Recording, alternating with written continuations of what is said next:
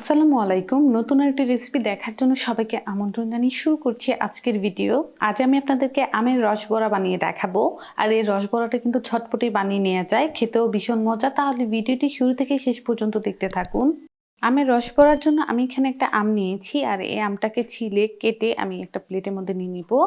আমটাকে ছিলে কেটে একটা প্লেটের মধ্যে নিয়ে নিলাম। ব্লেন্ডারের জারের মধ্যে আমের টুকরোগুলো দিয়ে দিলাম। ঝাড় ঢাকনাটা লাগিয়ে আমি এটাকে ব্লেন্ড করে নিচ্ছি। আমের টুকরোগুলো আমি ব্লেন্ড করে নিয়েছি, আর এমন একটা স্মুথ পিউরি হয়েছে। এখানে আমি একটা হাফ কাপের মেজারমেন্ট নিয়েছি, আর আমের পিউরিটা মেপে দেখছি কতটুকু আমার আমের পিউরি হয়েছে। এখানে আমার হাফ কাপ পরিমাণ আমের পিউরি হয়েছে। রসবড়ার ব্যাটারটা তৈরি করার জন্য এখানে একটা বাটি নিয়ে নিলাম, আর এই বাটির মধ্যে একটা ডিম ভেঙে নিয়ে নিচ্ছি।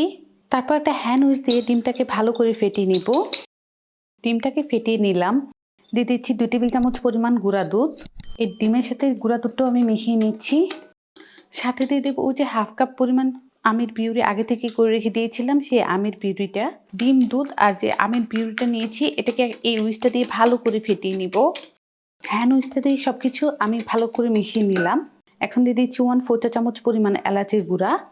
দিয়ে দিচ্ছি 1/4 চা চামচ পরিমাণ লবণ। লবণ আর এলাচের গুঁড়াটা এই পিউরির সাথে মিশিয়ে নিচ্ছি। আজকের এই রসবড়াটা আমি আটা দিয়ে তৈরি করব, তার জন্য এখানে আমি 1 কাপ পরিমাণ আটা নিয়েছি, আর এখন এই বাটির মধ্যে আটাটা নিয়ে নিব। তারপর হাত দিয়ে সবকিছু মিশিয়ে নিচ্ছি। আটাটাকে আমি সবকিছুর সাথে মিশিয়ে নিলাম। সবশেষে দিয়ে দিচ্ছি 1/4 চা চামচ পরিমাণ বেকিং পাউডার। বেকিং পাউডারটা ভালোভাবে আবারও মিশিয়ে নিব। বেকিং পাউডারটা আমি মিশিয়ে নিলাম, আর যে রসবড়ার জন্য আমাদের ব্যাটারটা হবে সেটা এমন নরম হবে, খেয়াল করে দেখুন হাতের সাথে আটকে আটকে আছে। এখন বড়াগুলো ভাজার জন্য চলে যাব চুলায়। আমের রসবড়ার জন্য প্রথমে আমরা শিরাটা তৈরি করে নেব। আর শিরা তৈরি করার জন্য চুলার মধ্যে আমি একটা প্যান বসিয়ে দিলাম, আর 1 কাপ পরিমাণ চিনি নিয়েছি। সাথে দিয়ে দেবো হাফ কাপ পরিমাণ পানি। তারপর দিয়ে দিচ্ছি 3টা ছোট এলাচ। স্প্যাচুলা দিয়ে নেড়ে চিনিটা গলে পানিটা বলক আসা পর্যন্ত অপেক্ষা করব।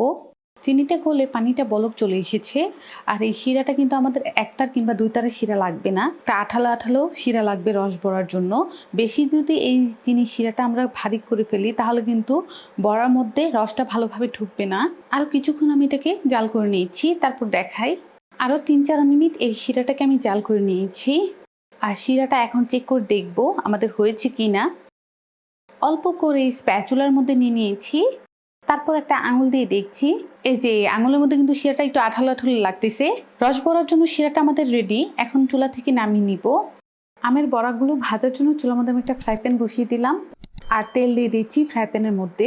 এই বড়াগুলো কিন্তু ডুবো তেলে ভাজতে হবে। ফ্রাই প্যানের মধ্যে তেল দিয়ে দিয়েছি। এখন তেলটা গরম হওয়ার জন্য এভাবেই রেখে দিয়েছি কিছুক্ষণ। তেলটা আমাদের মোটামুটি গরম হয়ে গিয়েছে।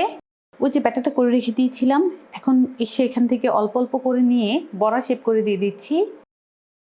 আর হাতের মধ্যে কিন্তু অল্প করে তেল লাগিয়ে নিতে হবে, যেহেতু আমাদের ব্যাটারটা একটু আঠালো হয়েছে, হাত থেকে কিন্তু ছাড়তে যাবে না। তেল লাগিয়ে নিলে কিন্তু সুন্দর হাতে থেকেও ছেড়ে যায় আর গোল গোল হবে। কিছু দিয়ে দিলাম, এভাবেই কিছুক্ষণ রেখে দিব। কিছুক্ষণ এভাবেই রেখে দিয়েছি। এখন আমি এগুলোকে উল্টিয়ে দিব। একটা পাশ কিন্তু এই যে কালার চলে এসেছে। চুলার আঁচ লোতে রেখে তারপর এই বড়াগুলো ভেজে নিতে হবে, নাহলে কিন্তু ভিতরটা কাঁচা থেকে যাবে। আর মাশাআল্লাহ দেখুন ফুলে কিন্তু ডাবল সাইজ হয়ে গিয়েছে। বড়াগুলো দেওয়ার সময় অবশ্যই একটু ছোট সাইজ করে দিবেন, তাহলে কিন্তু তেলে দেওয়ার পরে ভাজার পর এগুলো ফুলে বড় বড় হয়ে যাবে। সবগুলোকে উল্টেই দিয়েছি। এভাবে আরও কিছুক্ষণ ভেজে নিচ্ছি। আরও 4-5 মিনিট আমি এই বড়াগুলো ভেজেছি, আর বড়াগুলো কিন্তু আমাদের ভাজা হয়ে গিয়েছে। এখন আমি উঠিয়ে নিব। আর এই গরম গরম থাকতে থাকতে কিন্তু এই বড়াগুলো আমাদের শিরায় দিয়ে দিতে হবে, তাহলে কিন্তু রসটা ঢুকবে, না হলে কিন্তু রসটা সুন্দরভাবে বড়ার মধ্যে ঢুকবে না। আর এই স্প্যাচুলাটা দিয়ে ঠিক এভাবে শিরার মধ্যে ডুবিয়ে দিতে হবে। এই বড়াগুলো আমি 30 মিনিট এই শিরার মধ্যে ডুবিয়ে রাখবো। তাতে করে কি হবে, এই বড়াগুলো কিন্তু শিরাটাকে ভালোভাবে স্যুপ করে নিবে। তো 30 মিনিট পর দেখাই। 30 মিনিট ঢাকনা দিয়ে ঢেকে রেখে দিয়েছিলাম, আর এখন রসবড়াগুলো আমি পরিবেশন করে নিচ্ছি। রসবড়াগুলো কিন্তু রসটাকে একদম শুষে নিয়েছে, আর একদম রসে টয়টম্বুর হয়ে গিয়েছে। এই বড়াটা খেতে কিন্তু ভীষণ মজা। একদিন যদি বাসায় ট্রাই না করেন তাহলে বুঝবেনই না। আশা করছি আমার এই রসবড়ার রেসিপিটি আপনাদের ভালো লেগেছে। ভালো লাগলে অবশ্যই একটা লাইক দিবেন, চ্যানেলটাকে সাবস্ক্রাইব করবেন। সবাই ভালো থাকবেন, সুস্থ থাকবেন। আল্লাহ হাফেজ।